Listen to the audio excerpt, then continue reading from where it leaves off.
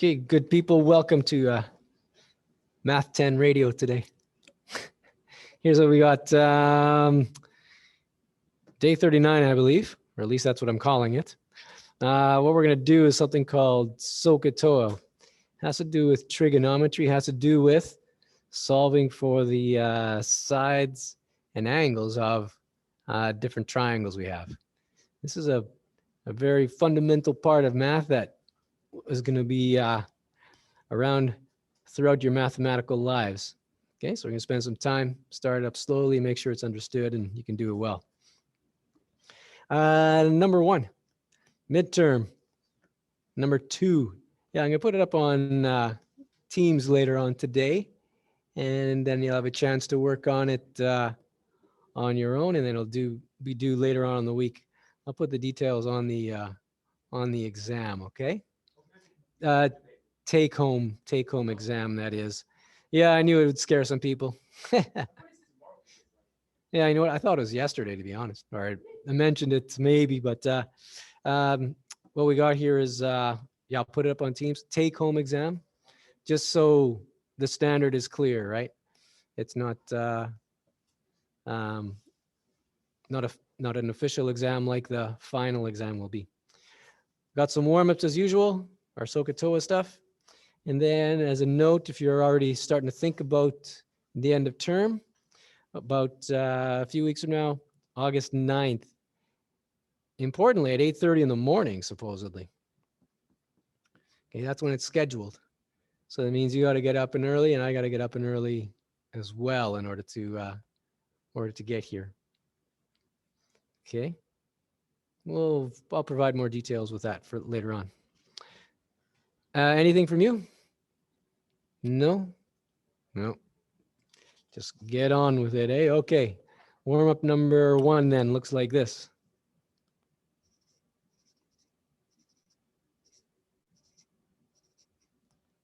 I'm going to do these again just to make sure they're solid. We did a little bit yesterday.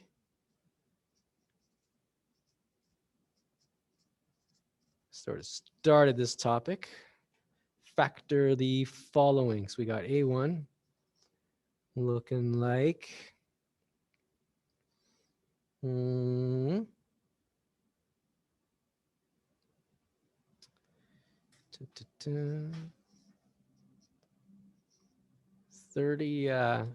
x squared minus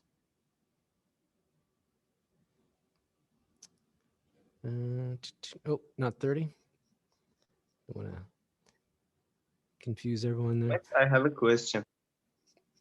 Just a second, Parsa. I want to get this down before I forget. Okay. Minus 27 y squared, and then factor this one as well. We'll have 4x squared minus 7x plus 3. So that's the warm-up question there. So I'm going to stop the video, give you all a chance to practice, remind yourselves about how those work, and we'll check it in a couple of minutes.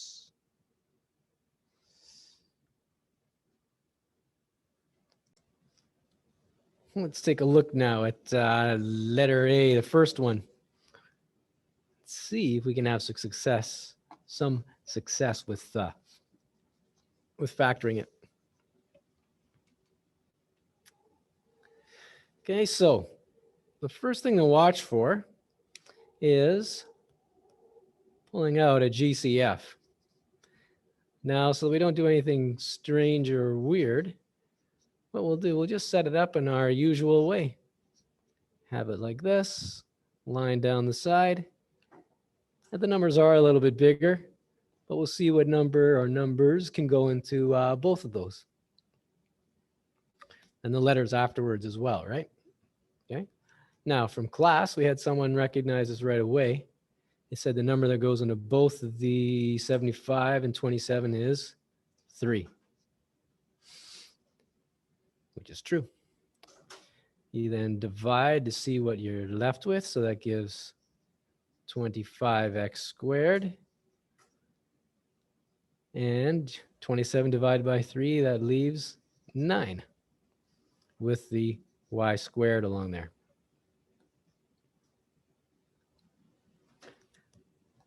Okay, so next officially we take a look.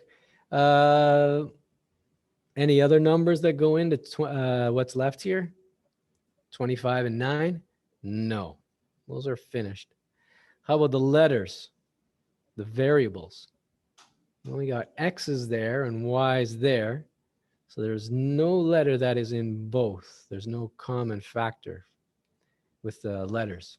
So 3 is it. That's the GCF only. So what we can do,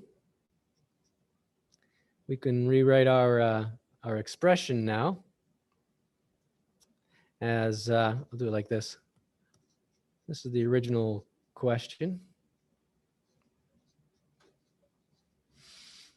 This is the 3 that comes out. It's left with, leaving us with 25x squared minus 9y squared. Okay, but now what we got to do is we got to take a look at what's left inside of the brackets.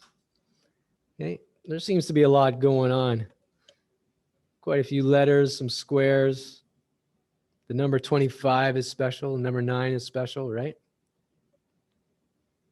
So it is going to be like 5x plus 3y times 5x minus 3y. Yeah. Also, I'll write it down because you're so good to give the answer there. Square root of 25 is 5. Square root of x squared is x. Square root of 9 is 3. We get our y. And we get a plus and we get a minus. Okay, so just to check that again. Square root of, we have 2 things that are squared, first of all. 25 is something squared. 9 is something squared. The variables are definitely squared. So that has a special pattern that goes along with it. Square root of 25, 5. Square root of 9, 3. Okay, so that's in 5 and 3 in both. One's plus, one's minus. And then the x and y's are there as well. Okay. Let's not forget the 3 that is in the front. That's like that. And then this expression here will finish our answer. Now, as a reminder, the teaching version for this here is that, or the pattern is that when you have 2 things squared, importantly that are subtracted from one another, then you get a plus b and then a minus b for the factored version there. Okay. If it said a squared plus b squared, then it's finished. Okay, there's nothing you can do with that. Okay, any questions about that? No? Yo-ya, do I need to write bigger? Write bigger, okay.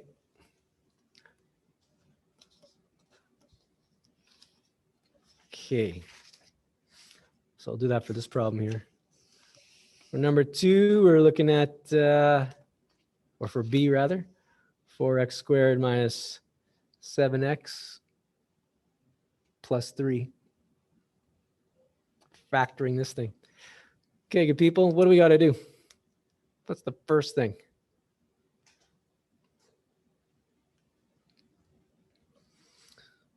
Good. First thing is to take the number here in front and the number at the end. Yeah, that's right. Now class is here. 4 times 3 is equal to 12. Yo, yeah, is that better? Bigger? Yeah, okay. Okay, we got this number. What do we do with it?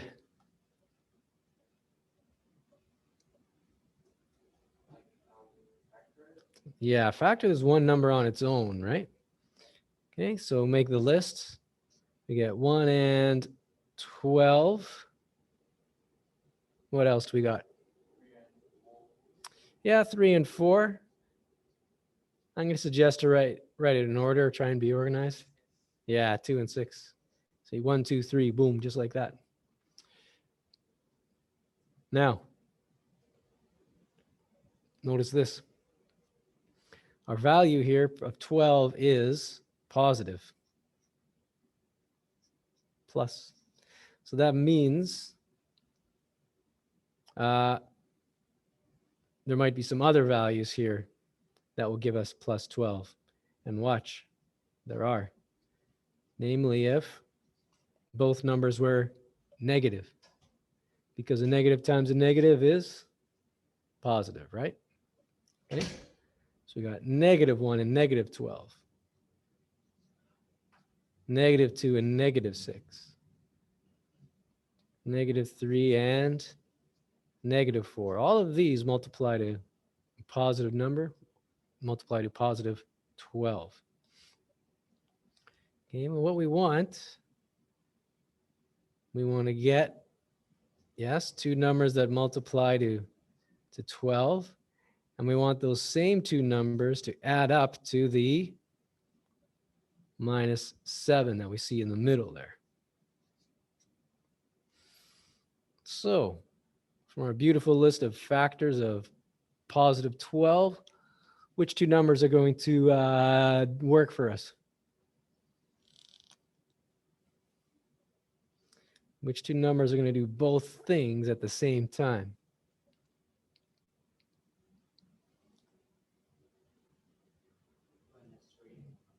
Yeah, for sure. From class, we got this answer here, -3 and -4. Those multiply to plus 12, and when we add them together, -7. Nice. So what do we do with these two numbers? Heard some good answers yesterday.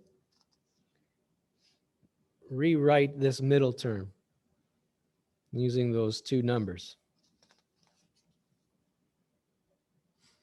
Okay, so that's going to look like 4x squared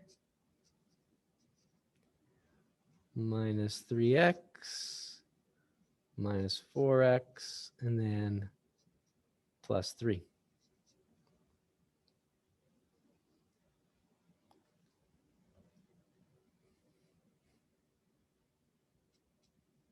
Equals there. What happens now?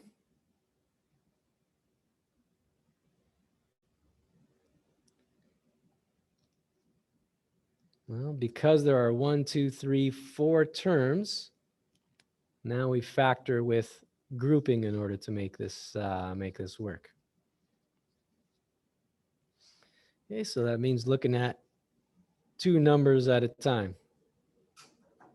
That means finding the GCF of those two numbers one at a time there.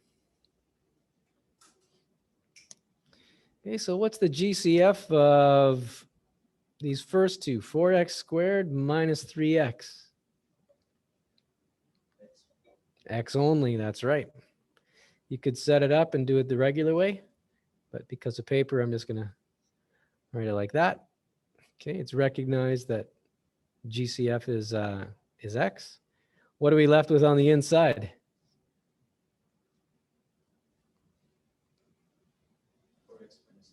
4x minus 3, right on. With the dividing, we get 4x minus 3 there.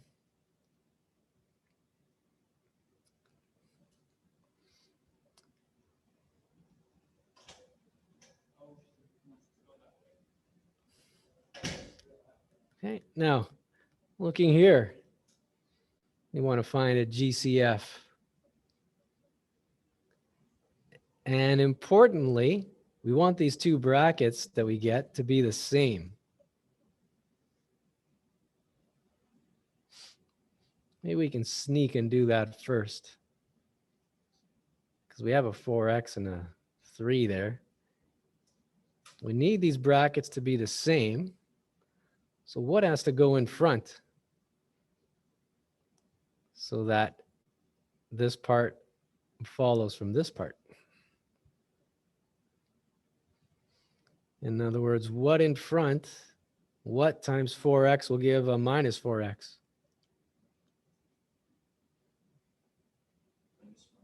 Minus 1, you got it. So we could put minus 1 in there because you said it. Counts as a subtraction, and 1 will be invisible when we, invisible at this step. Okay.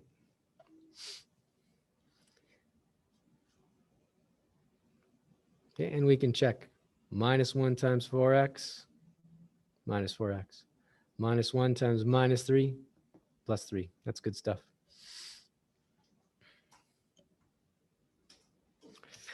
Okay, so our last step, 4x minus 3 is in both. That's like the GCF.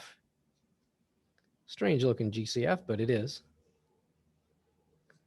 4x minus 3. And then what are we left with? X and a minus 1.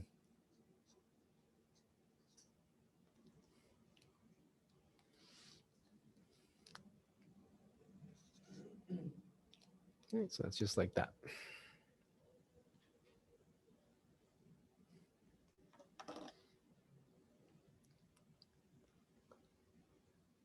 Okay, any questions about that one? No, okay. I did say that was warm-up number 1.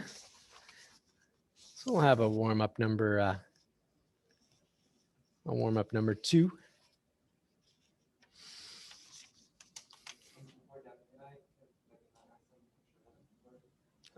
About the homework? Yeah, just this. We'll, yeah, so just a second. Okay, good people, for warm-up number 2, we haven't done one of these in a little while. We've found equations before, kept that kind of current, but this we haven't done for a bit. So what I'd like you to do is to, given this equation here, draw a graph of what it looks like, find the slope, and I'm also going to add in, write down the coordinates. Write the coordinates of the x-intercept and the y-intercept.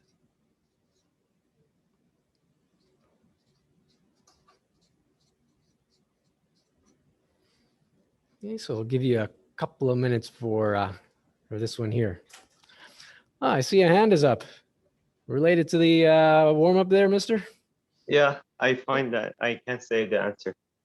Okay, you need to keep it to yourself then. Keep it secret Okay. for a little bit. Okay. Okay, good work. I'm going to pause the video and give you a chance to answer it. Okay, so this type of question, there are a couple of different ways that you can answer it. So what I'll do, I'll show you one way to start with. The first question is find the slope. So we can do that directly just by rearranging this equation so that it looks like y equals mx plus b. That answers this question very quickly. Okay, so doing that gives a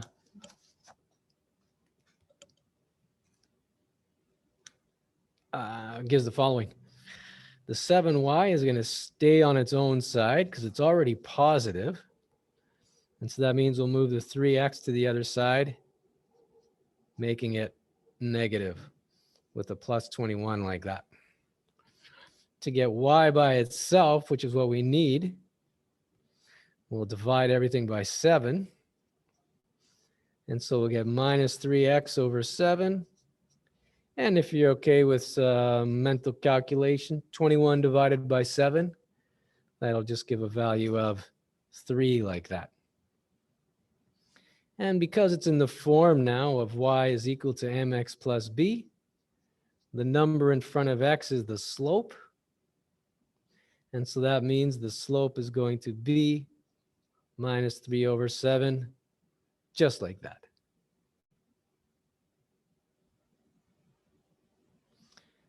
Okay, now, there is a second part to, oh, that's for finding the slope. Now we're going to draw the graph of it. We can do that at this stage here.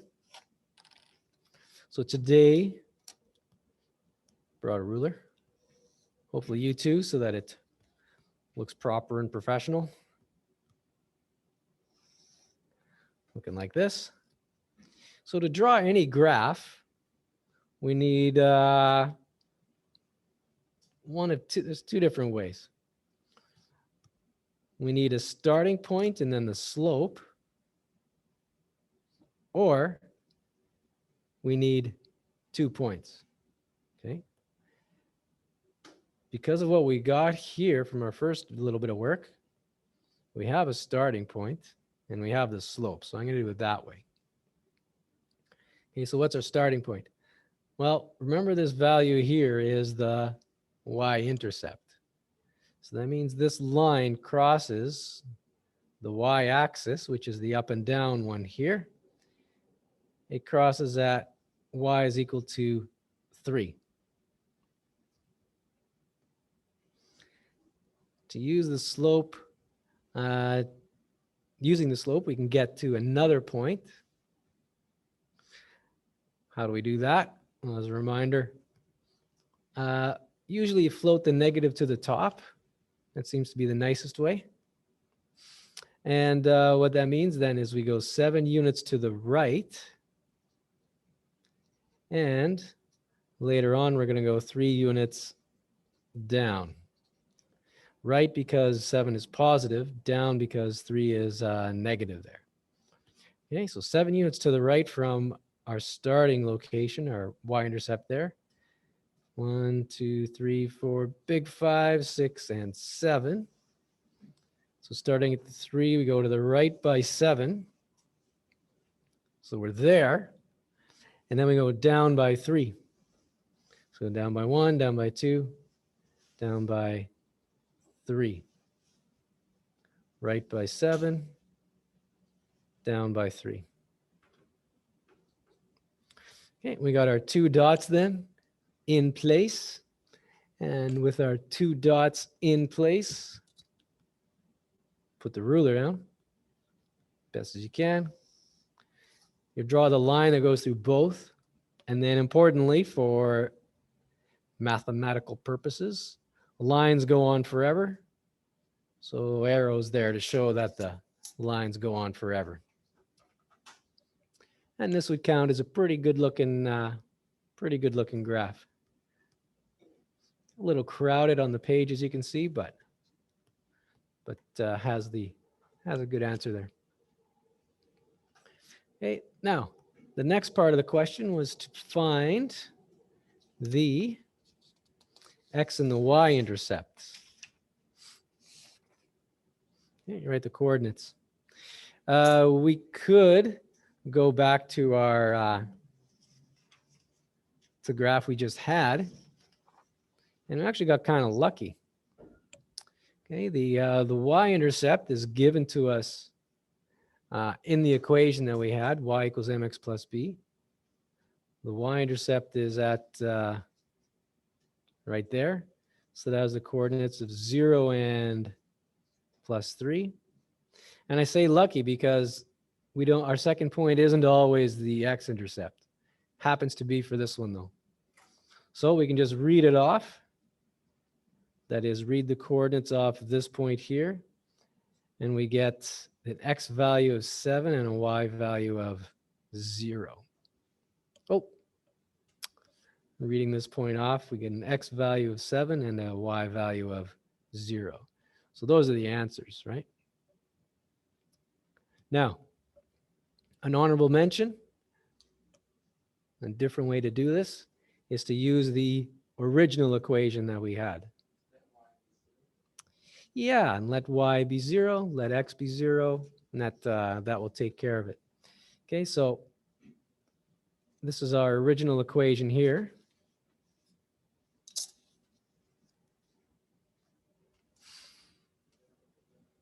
Just like that. And find now the x-intercept. Just choosing that one first, no real reason. You let y equal 0. So what are you left with? 3x, officially to be plus 0, so we can ignore that, which leaves 3x is equal to 21, x is equal to 7. So that means the coordinates for the x-intercept, 7 and 0. Similarly, for the y-intercept, we already know the answer, but just to show this other method, when you're finding the y-intercept, you let x equal 0, the opposite variable, the other variables. Okay, so that from our original equation of 3x plus 7y equals 21, that will give us 0 there, plus 7y is equal to 21, which gives 7y is 21, which gives y is equal to 3. Final answer, just like we had, 0 and 3 for the x-intercept and the y-intercept.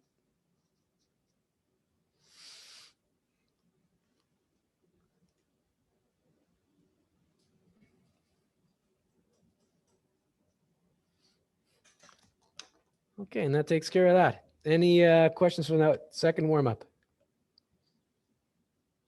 No? Okay. Then we're going to go on to our topic of the day, a little bit of trigonometry. You guys want to take a couple of minutes to stretch? Yeah, you do that. What are we looking at for this topic of the day? Well, we're going to be in trigonometry still a little bit. And what we're going to look at first is the angles inside of a triangle. A couple of things we need to be aware of with that. Next, we did some similar triangles work yesterday. So we're going to do a little bit more today. And then lastly, we're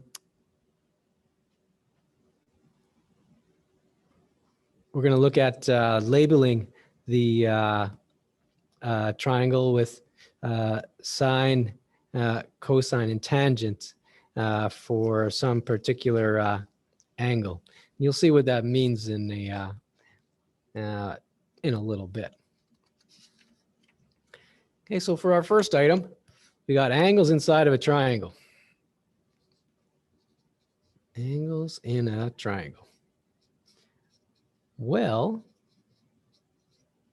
what I'm showing you here is going to be true for any type of triangle. There's that one looking like this. That one looking like that. On its side. All right.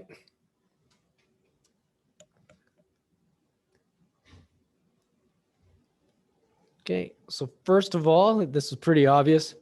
For all the triangles we're looking at, how many angles are there?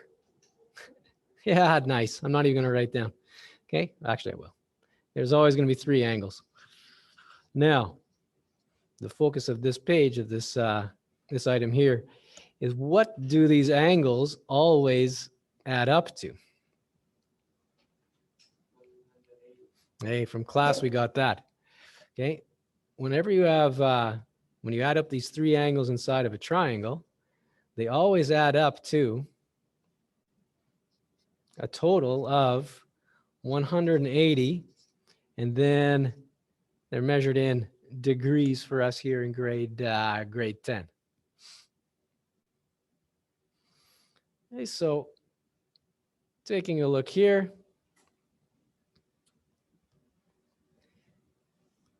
if this angle is 120 on the inside, 120 degrees there. This one is 30 degrees over in this part here. Then how big does this angle down here have to be?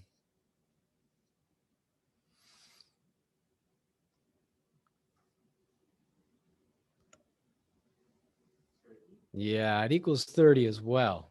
Okay, because we got, we'll label these angles to make life a bit easier. Big letters for angles always, okay? Small letters will be for the length of the sides. Big letters for the angles. So from our picture, what do we got? We know that angle A plus angle C plus angle B, that has to total 180 degrees. Angle A is 30. C is 120. That leaves B on its own there being 180. And you do the algebra and you get a final answer of 30 degrees there.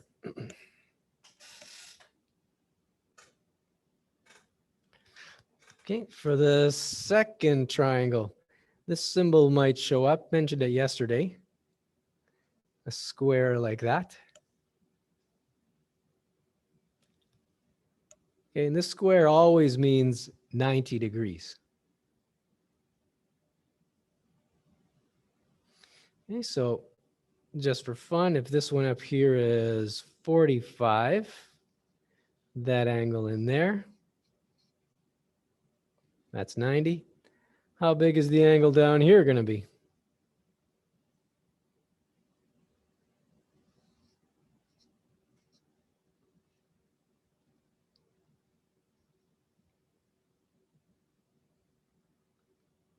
Do, do, do.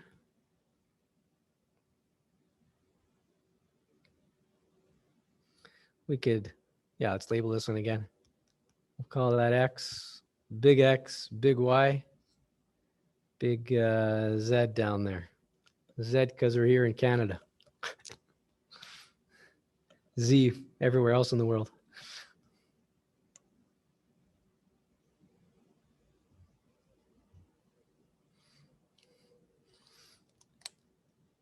Okay, so 45 there. Mysterious symbol for 90 degrees down there.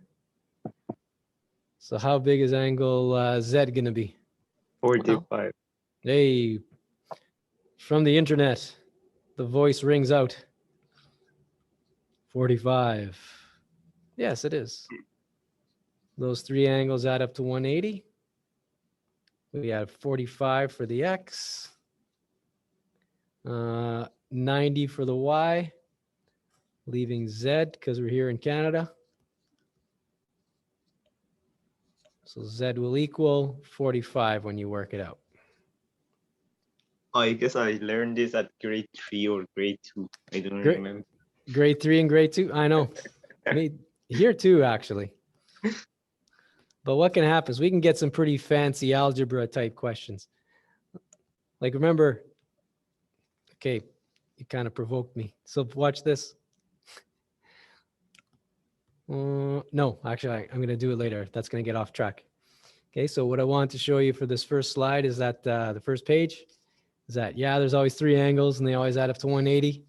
And we can get some equations from them. Okay. Second topic that we had is solving similar triangles. Okay, so a question we had yesterday was something like solving similar triangles, that is.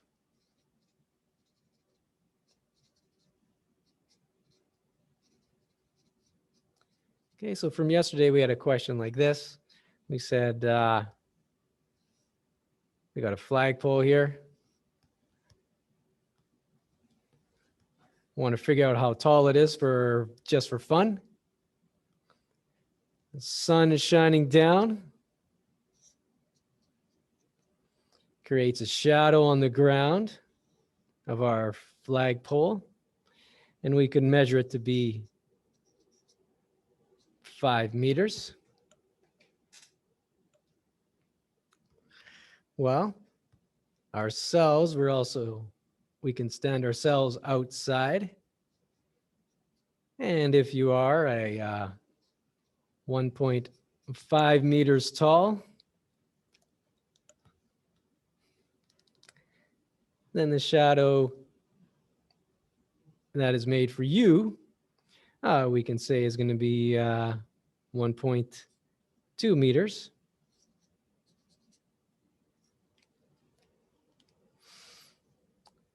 Right. And from these two facts, these two situations, we can figure out how tall the flagpole is. So here in this question, we can say 1.5 over 1.2 is x over 5. That's right. The key from yesterday, we got this setup from Zoom over there. What we'd want to do is we want to match ratios with one another, which also means matching sides. That's partly, that's how we can create these ratios. So the 1.2 and the 5, those match one another. They're on the ground, so we can put those on the bottom. 5 matches with 1.2. And then going upwards, we have these other ones. So these numbers stay within the same side, within the same triangle. And then this side and this side stay. So we can call that X for the height. Or even H, actually, that comes up. All right, solving this now for X. We can get, just to show you the algebra, 5 times 1.5 over 1.2.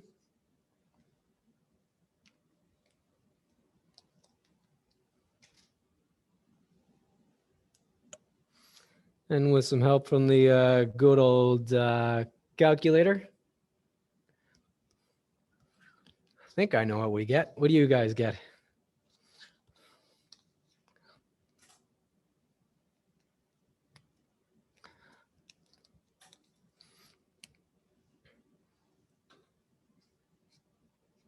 Get X is equal to 7.5 on the top, divided by 1.2 on the bottom. So therefore, what do you get as a value for X? What do you get as the height of our flagpole over there?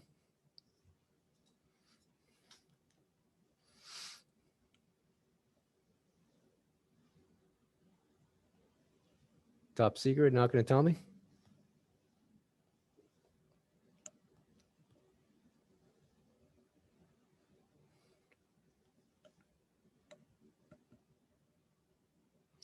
Well, what I see is that 1.2 is like 12 and 7.5 is like 75.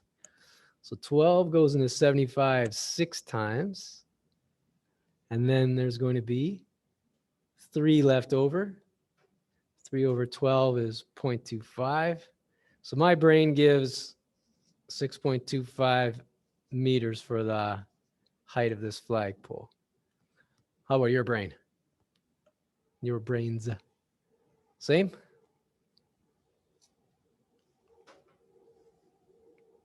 Oh, now you check. It would have been helpful 5 minutes ago. See?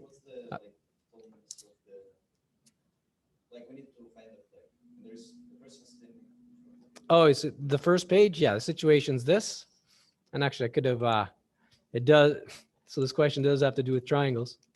So here's one triangle here in green. And then the other triangle is over there, well, also in green, right? Yeah, so we say these triangles are similar to one another. So that means we can match the sides, create matching ratios. And then, yes, we get to the other page, which is 7.5 over 1.2. I'll say my brain says it's 6.25. I think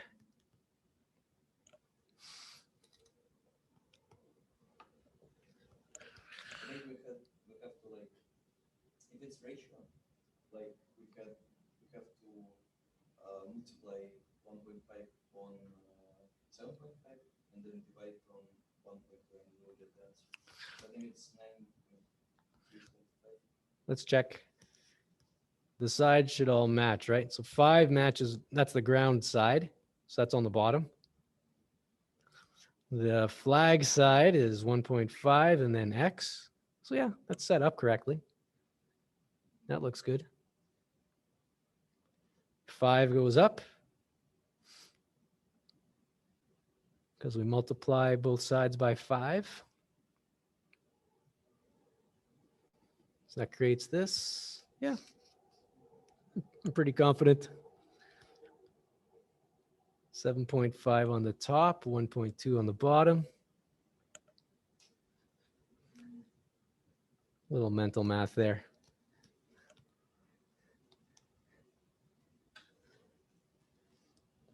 Okay, so I'm gonna leave it there. If it comes strange, then message out. But I do want to point out that similar triangles, okay, same angles. This is from yesterday as well. Same angles, different sides. Different sides. And so different sizes. Sizes. Okay, so if you remember all the angles add up to 180, then we should be okay with this part of the topic, which allows us to get on to the next one, the next piece. Well, what is that next piece? That next piece is now labeling triangles. I said labeling sine, cosine, and tangent. It's not exactly right. We're going to use sine and cosine and tangent, but the labels are going to come from something else. Okay. Now, instead of on the camera, we're going to take a look at both the screen and the camera for this part.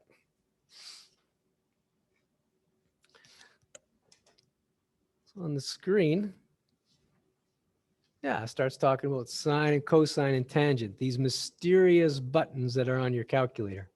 If you haven't seen this topic before. Okay, now, this is the page that I want you to look at.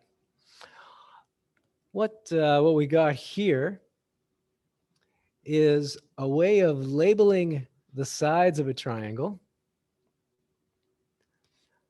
And from that, creating 1, 2, 3 different types of equations. Doing this will allow us to find the lengths of sides.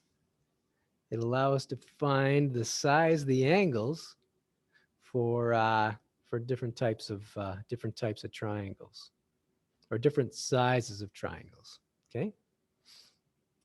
Now, very important, what we're focusing on just for the rest of this class is to label these triangles correctly with label these triangles correctly. So what do you always have to do?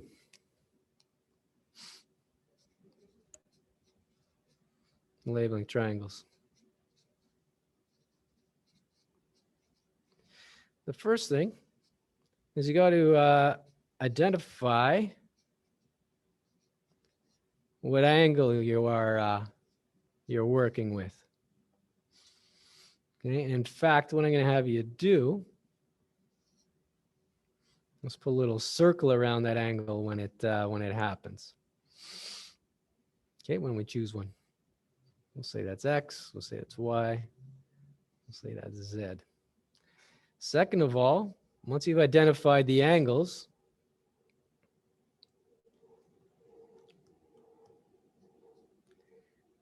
then you're going to use these words to label the sides.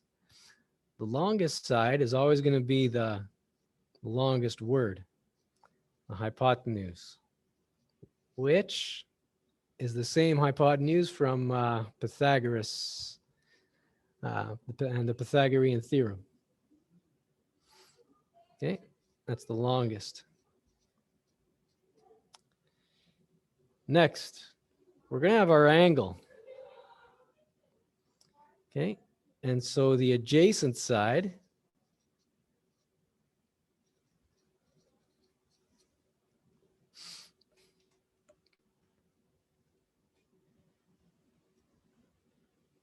is it's the side that makes the angle.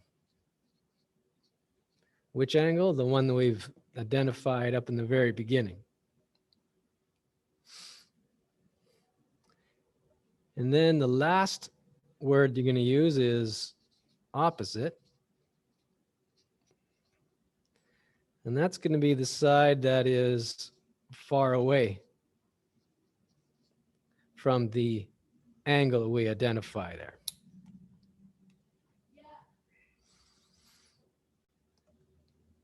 Okay, so this is how the structure is going to be. You're going to have to do this for different questions. Over time, you won't have to write it all out. You'll be able to see it very quickly. Okay, but for now, I'm going to do a question and I'll overlay this in red. So what I'm going to say is, let's label this triangle we have here by looking at angle X because it's given to you.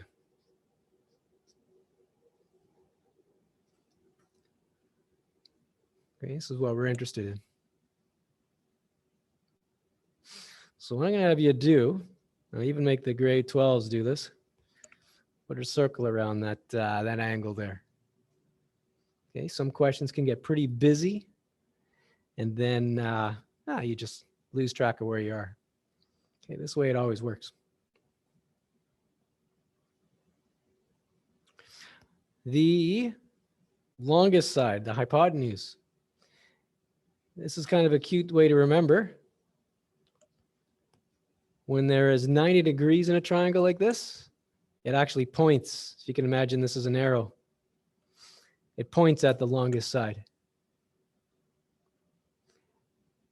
Okay, so that means this side here, XY, that will be the hypotenuse. And in true North American style, what do? Now we shorten everything. Jeffrey becomes Jeff. Okay, so hypotenuse. Yeah, there it is, HYP when it's on the diagram there.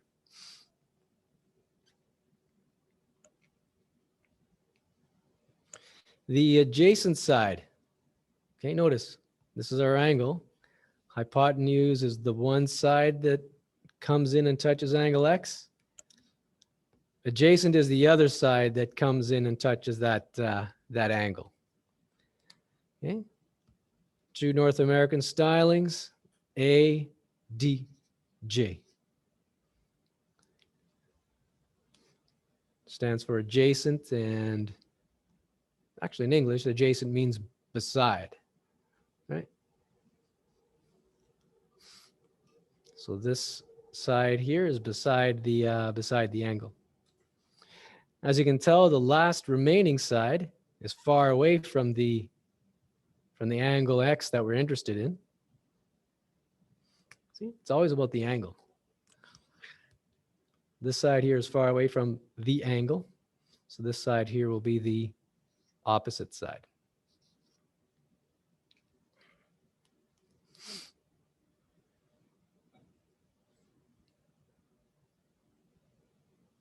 Okay, so any questions about that? No. Okay. Then I'm going to invoke a different color.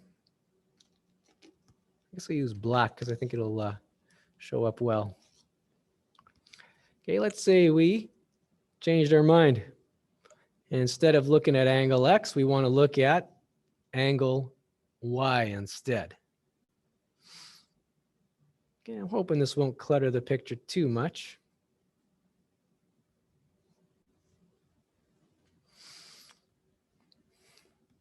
If it does, let me know.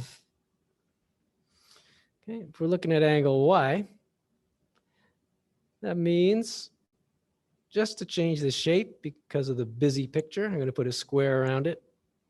Usually I just circle it.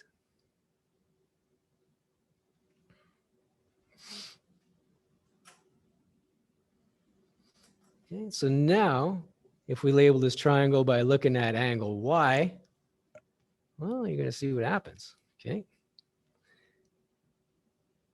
First of all, the 90 degrees, it always points at the long side, and so that will stay as the hypotenuse, even though we're using a different angle. But watch this now. The adjacent side is the other side that makes the angle, right? So that's this side here now. Well, because we're looking at angle Y, this side here will now be the adjacent side. A, D, J.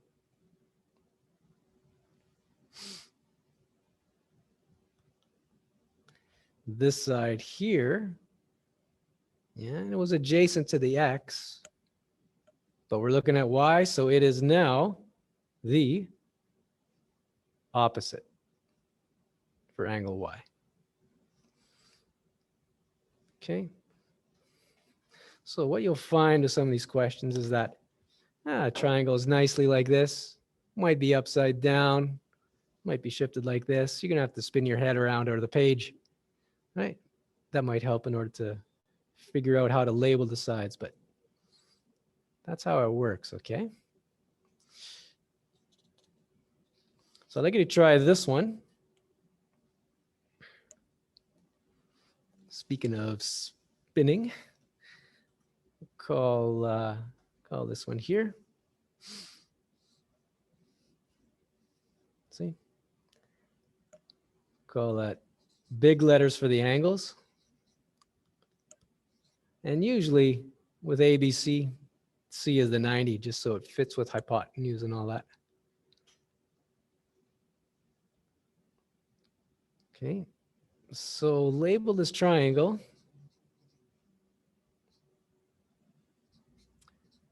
by referring to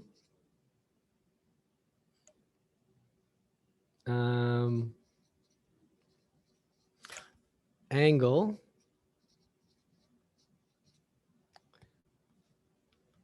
I will say angle A.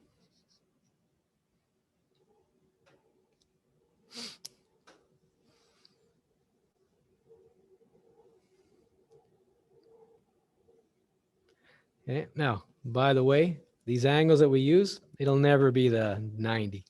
It's always going to be one of the smaller angles there.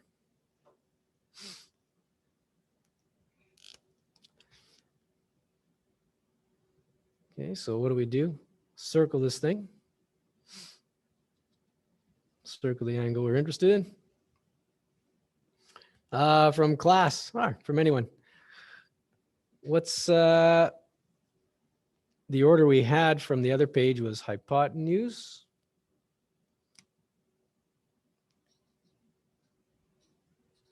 Then we had adjacent. And then we had the opposite. Okay, so which side is the hypotenuse going to be in this beautifully drawn triangle here? AB for sure. Okay, so North American stylings, HYP, good. Next, a DJ.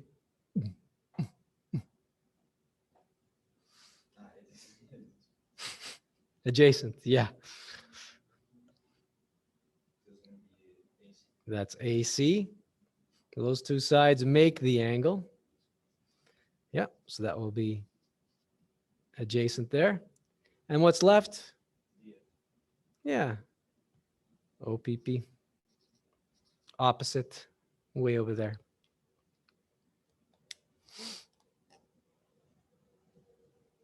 All right. Well, we're almost done for what we need to do today. If you recall from the example we did yesterday and the one we just did today, what are we looking for? Matching sides, same ratios. Okay, so we got to create, you might not like this, we got to create fractions. The very thing that sometimes makes people cry. Okay, now, on the screen behind me are the special fractions that we need to make. Special ratios.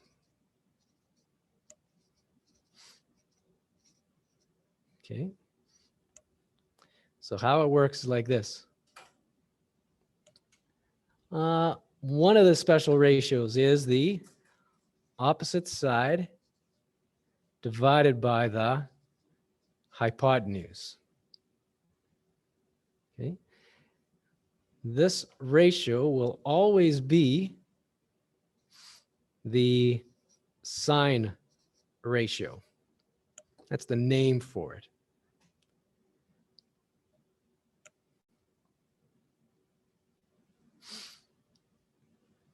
The ratio, the fraction. Yeah, I'm saying ratio. These are actually fractions, right? Adjacent side divided by the hypotenuse. The name given for this fraction is cosine.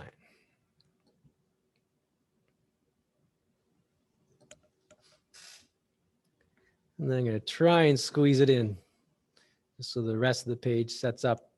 The opposite side over the adjacent side.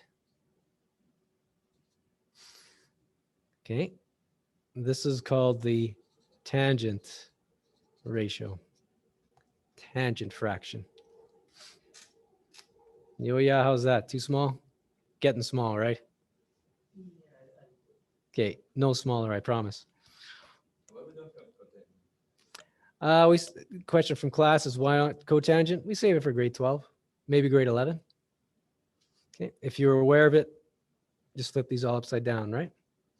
Okay, but what I want to highlight is that these are special ratios that we're going to use for grade 10. Sine is always the opposite over the hypotenuse. Cosine is always the adjacent over hypotenuse, and tangent is always, that's opposite there over adjacent. Now, there's a couple of other bits we need. One would be a nice way to remember these things. Okay, it's not bad. Not like memorizing all the capitals of the world, but there still is a cute little trick that we can use. If you keep track of, first of all, watch this. For sine, we can represent that with an S. The side that is on the top, order matters, okay? Side that's on the top is O. And then the side that's on the bottom, that's the hypotenuse, H. So this little symbol has quite a bit going in there. Okay, it tells you which, what the name is, tells you which side is on the top because that comes first, and then which side is on the bottom because that's there at the end. Okay, so same with these other two fractions. The name is cosine. Sounds like a cowboy movie. The name is cosine. The top side is adjacent. The bottom side is hypotenuse. The name is tangent. The top side is the opposite. And the bottom is adjacent. Okay, so it's written like this. So SOH, nice cute way to remember these bits and how they fit together. Okay. What I want to highlight for the last part, before I do a couple examples and then that will finish the day, is that remember all these labels depend on whatever angle we use, right?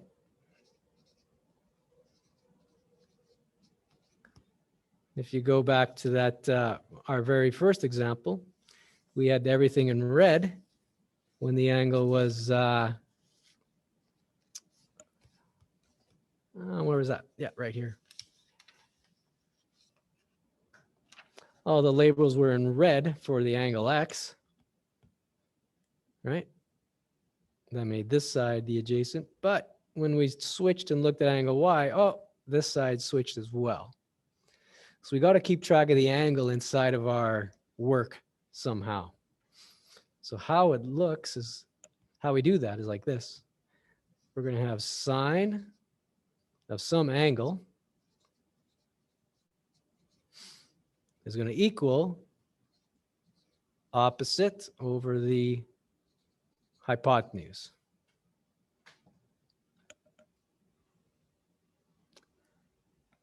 Sine of some angle is going to look like the as the opposite over hypotenuse. We're going to have an angle will be in brackets of some sort, I bet, if it's a number, or just as if it's a letter. Okay, here we got cos of an angle, whatever angle we're looking at. Remember, for cosine, adjacent is on the top, and hypotenuse is on the bottom.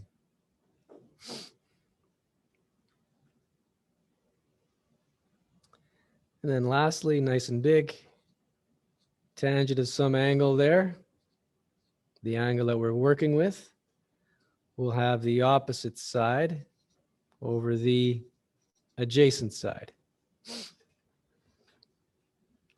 So you can see that on the camera, and you can see that, yeah, it's pretty small here in class, but you can see that on the screen as well.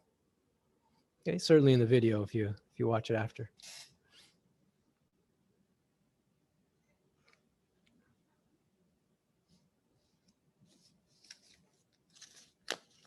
Okay, so I'm just going to give a couple examples of labeling triangles and finding the sine, finding the cosine, tangent, and then that'll finish the day.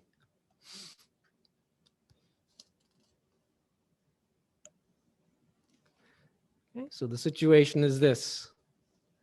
Oh yeah, so this page, by the way, it's just on it's on the screen, a little small, but okay. If you remember SOH, you should be good to go. Let's say we got here, write the cosine of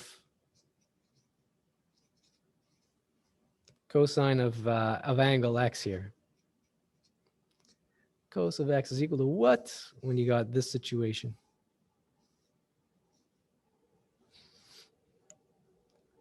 We'll put X up there, Y down there, Z like that. And we'll say this is 3, 4, and 5.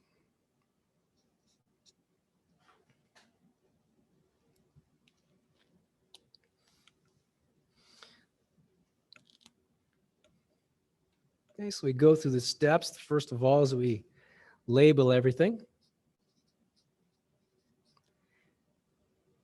Next, after that, what we'll do is we'll use our SOH there.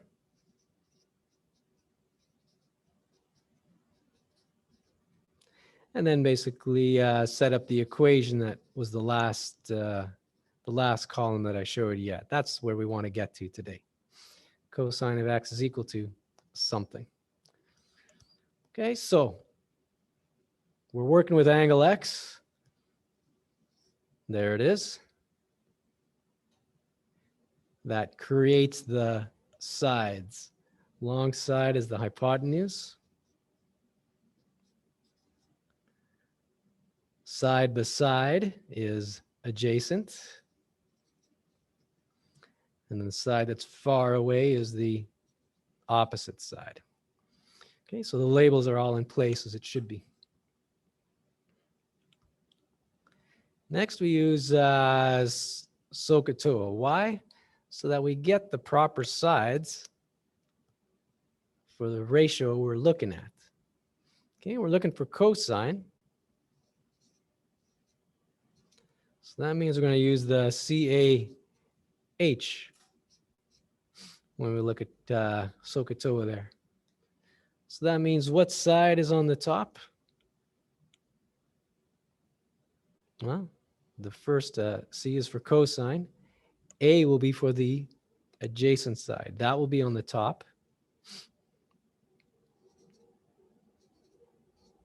And then H for hypotenuse will be on the bottom. Okay. Remember how we set this up? That was the last column. We said cosine of some angle. Well, the angle we got is angle X there.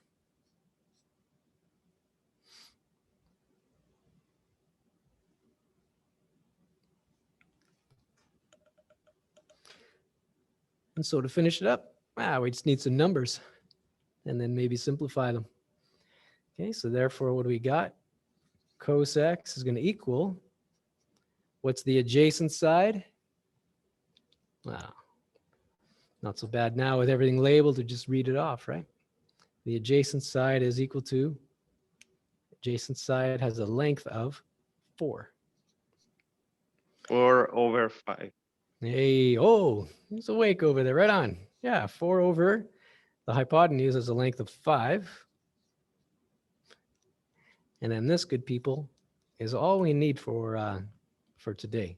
We've created our ratio, created our fraction that we were looking for from the triangle that we're given.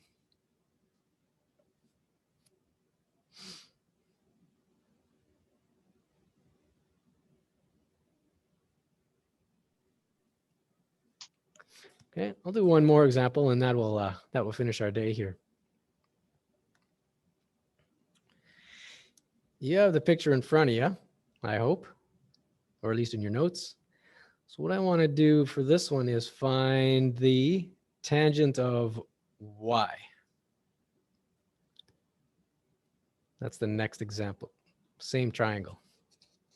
Actually, I can quickly sketch it again. Looks like this.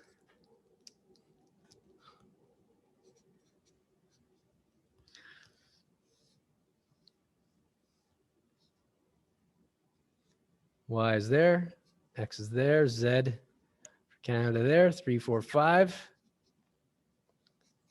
And what's the goal? Tangent of angle Y. What is this going to equal?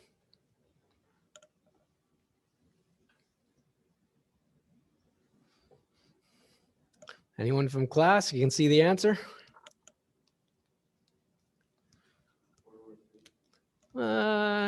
From class, it said 4/3. No, I think so. Let's check it out. Label it first. Adjacent, far away is opposite. Hypotenuse is the long one.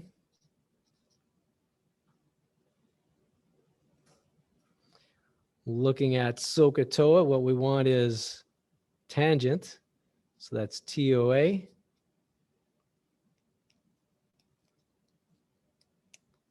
So that means tangent of,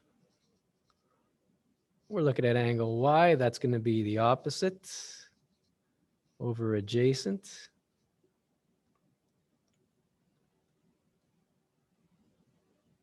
First number's on the top, first letter on the top, second on the bottom. And then we pull out the numbers from our triangle we have, and that finishes it up.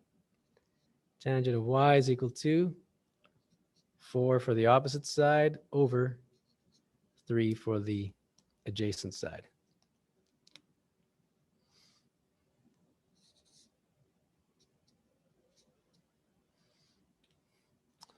Okay, so covered a fair bit of ground today, taking a look at the warm-up questions, similar triangles, labeling triangles, as well as finding some of the important trig ratios that we're talking about, sine, cosine, and tangent.